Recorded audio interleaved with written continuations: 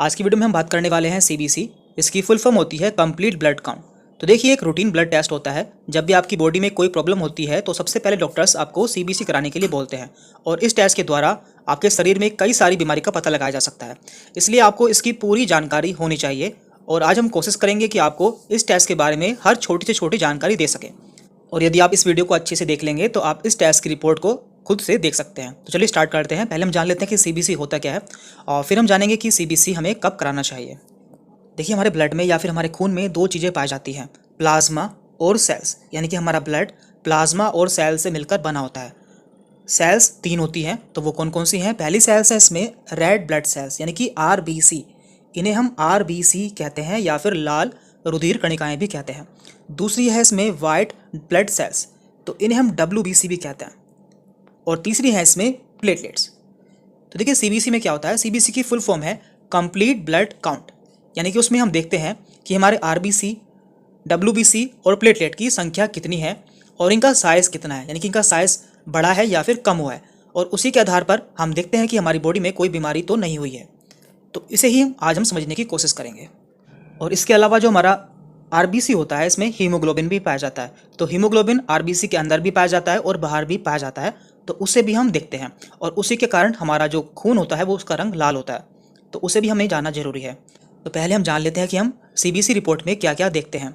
तो CBC report में हम आरबीसी की संख्या देखते हैं, हीमोग्लोबिन देखते हैं कि हीमोग्लोबिन कितना है, हीमेटोक्रिट देखते हैं, आरबीसी इंडेक्स देखते हैं, WBC count and WBC differential देखते हैं, एंड प्लेटलेट काउंट देखते हैं कि प्लेटलेट कितनी है। तो पहले हम जान लेते हैं कि हम सीबीसी कब कब कराते हैं या सीबीसी हमें कब कराना चाहिए।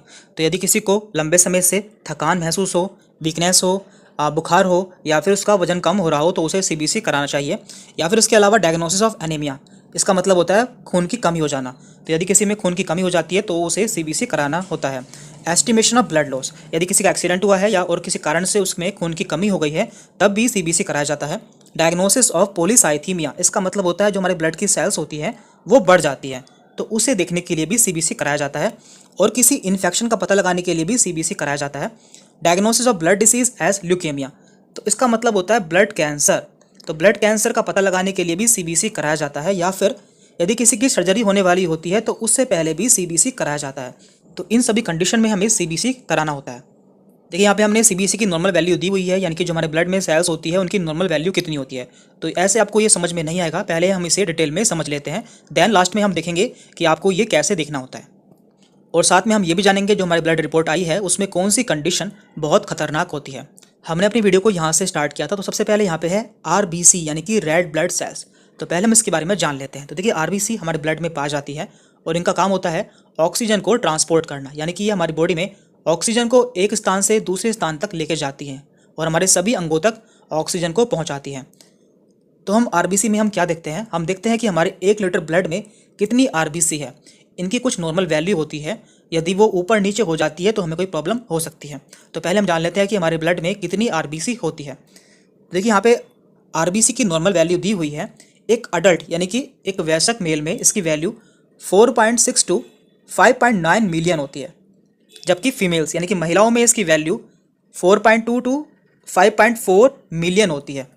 और न्यूबॉर्न्स यानी कि नवजात शिशुओं में इसकी संख्या 5.5 टू 6 मिलियन होती है, जबकि छोटे बच्चों में इसकी संख्या 4.6 टू 4.8 मिलियन होती है।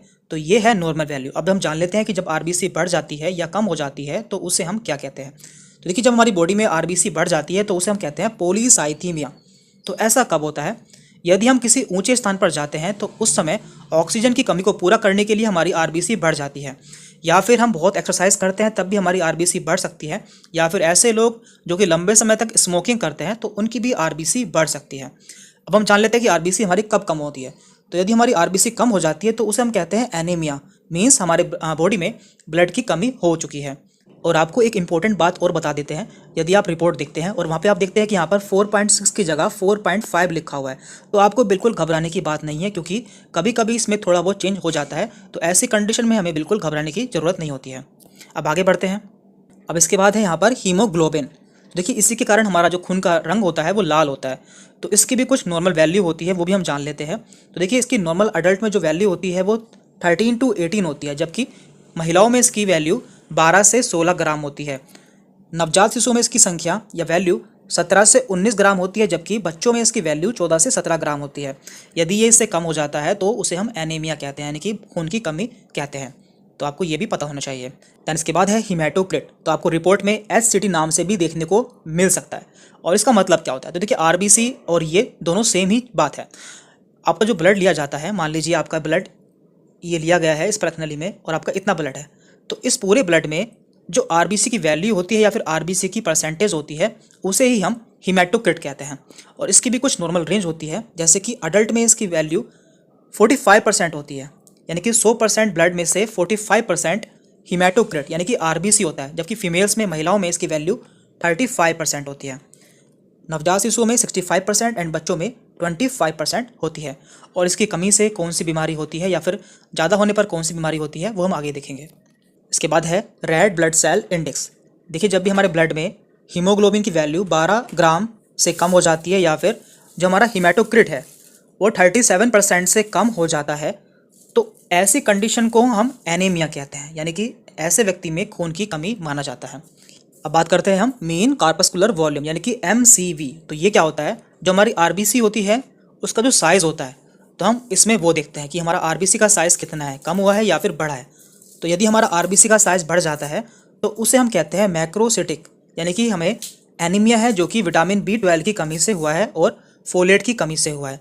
और यदि हमारा आरबीसी कम हो जाता है तो उसे भी हम एनीमिया कहते हैं, लेकिन इस कंडीशन में एनीमिया होता है माइक्रोसिटिक और ये आयरन की कमी से होता है, तो ये आपको ध्यान रखना है।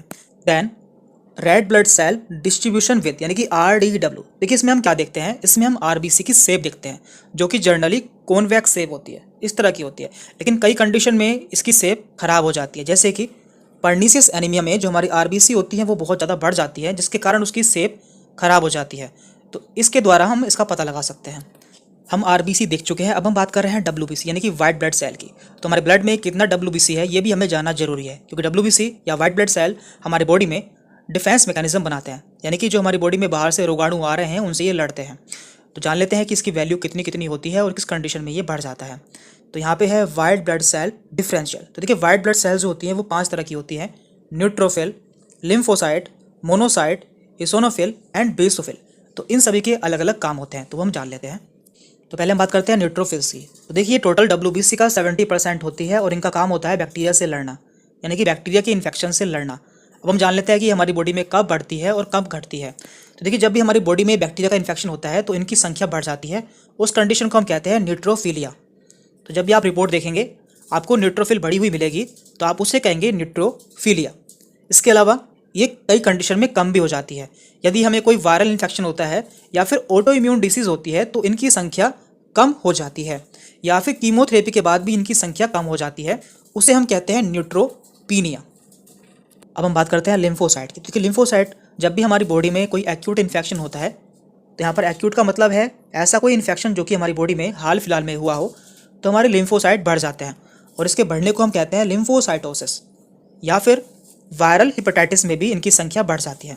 अब बात करते हैं मोनोसाइट की। तो जब भी हमारी बॉडी में कोई क्रोनिक इन्फ्लामेशन होता है, जैसे कि TB, तो हमारी मोनोसाइट बढ़ जाती है, यानी कि लिम्फोसाइट एक्यूट इन्फेक्शन में बढ़ते हैं, ऐसा कोई इन्फेक्शन जो कि हाल फिलहाल में हुआ हो, जबकि मोनोसाइट ऐसे इन्फेक्शन में बढ़ते हैं जो कि काफ़ी लंबे समय से हो, जैसे कि TB, और इसके बढ़ने को हम कहते हैं मोनोसाइटोसिस। तो अब बात करते हैं WBC की फोर्थ सेल इस्नोफिल। देखिए, जब भी हमारी बॉडी में कोई पैरासिटिक इन्फेक्शन, अस्थमा या फिर एलर्जिक रिएक्शन होती है तो हमारा इस्नोफिल बढ़ जाता है। तो जब भी किसी को एलर्जी होगी तो उसका इस्नोफिल बढ़ा हुआ मिलेगा। और लास्ट है बेसोफिल। तो बेसोफिल जो है वो हमारे बोन मैरो से संबंधित है। जब भी हमारे बोन मैरो से संबंधित कोई बीमारी होती है तो हमारा बेसोफिल बढ़ जाता है, जैसे कि ल्यूकेमिया या फिर लिम्फोमा। तो यहाँ पर हमारा WBC भी खत्म हो गया है। तो यहाँ पर आखिरी सेल बची हैं प्लेटलेट्स। तो इनका काम क्या होता है? देखिए, ये ब्लड को जमाने में हेल्प करती हैं। आपने देखा होगा जब भी किसी के कट लग जाता है तो उसका खून बहने लगता है, लेकिन वो कुछ देर बाद जम जाता है, तो वो इसी के कारण होता है, यानी कि प्लेटलेट्स खून को जमाने में हेल्प करती हैं। यदि ये कम हो जाएंगी तो खून नहीं जम पाएगा और लगातार ब्लीडिंग होती रहेगी। इनकी नॉर्मल वैल्यू 1.5 से 4 लाख होती है। तो ये कुछ कंडीशन में कम हो जाती है और कुछ कंडीशन में बढ़ जाती है, तो वही हम जान लेते हैं। और देखिए, जब भी आप CBC कराएंगे तो आपको ब्लड की सेल्स में थोड़ा बहुत चेंज मिल सकता है, जो कि नॉर्मल है। आपको ऐसी कंडीशन में बिल्कुल घबराना नहीं चाहिए। लेकिन यदि आपको बहुत चेंज देखने को मिलते हैं तो आपको डॉक्टर से मिलना चाहिए। तो ऐसी कुछ कंडीशन हमने यहाँ पे ली हैं जब आपको डॉक्टर से तुरंत मिलना चाहिए। तो ये सभी है critical level of CBC। Number 1 है यहाँ पर, यदि किसी का हीमोग्लोबिन 5 से कम हो जाता है या फिर 20 से ज़्यादा हो जाता है तो तुरंत आपको डॉक्टर से मिलना चाहिए, ये एक इमरजेंसी कंडीशन है। इसके अलावा हीमेटोक्रिट यदि 15 से कम हो जाता है या फिर 60 से ज़्यादा हो जाता है तो ये भी एक क्रिटिकल कंडीशन है। WBC की वैल्यू यदि 500 से कम हो जाती है या फिर 50,000 से ज़्यादा हो जाती है तो ये भी डेंजरस कंडीशन होती है। एंड लास्ट है यहाँ पे प्लेटलेट्स, यदि इसकी वैल्यू 50,000 से कम हो जाती है या फिर 10 लाख से ज़्यादा हो जाती है तो ये भी एक क्रिटिकल कंडीशन है। और देखिए आखिरी में हमने आपको यहाँ पर जो ब्लड की सेल्स होती हैं उनकी नॉर्मल वैल्यू कितनी होती हैं वो भी दे दी है, आपको इन्हें भी एक बार देख लेना है। तो यहाँ पर 2 तरह की यूनिट दी हुई है, कन्वेंशनल एंड SI यूनिट, लेकिन आपको केवल कन्वेंशनल को ही कंसीडर करना है क्योंकि आपको रिपोर्ट पर यही यूनिट देखने को मिलती है।